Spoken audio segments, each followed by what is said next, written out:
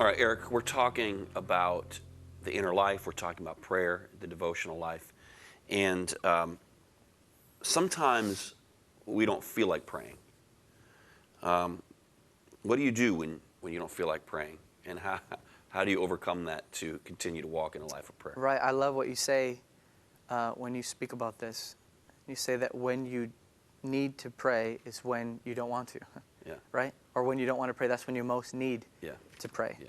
So the first thing I recognize when I don't have hunger or desire for His presence or Him, I recognize that I'm I'm absent from His presence. It is in His light we see light. Mm-hmm. So it's as His presence is with me, I desire His presence. You can tell someone who loves the presence because they live in the presence, and you can tell someone who lives in the presence because they love the presence. A person that doesn't see value in the presence of God is a person that doesn't spend much time in the presence of God. And so if I have a time or a moment even where I don't really have a desire for Him, I recognize what has to happen. I'm scattered and I need to collect myself. Yeah.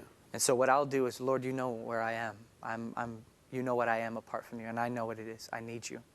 I need you badly because I know where this will end. We all know. I know where I go without Him, and it's away from Him, and it's terrible.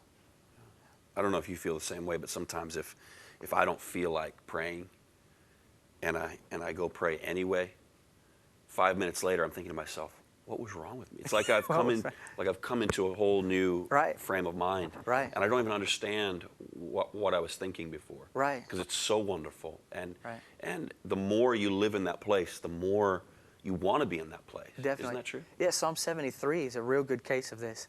He has all these complaints and all these things he's thinking about all the way through the psalm.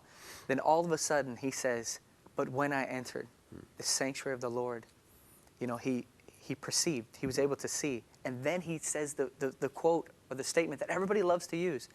And he says, nothing on this earth do I desire beside you. He wasn't saying that before. Right. Before he had all kinds of stuff in his mind and all kinds of things come out of his mouth. He was envying the wicked.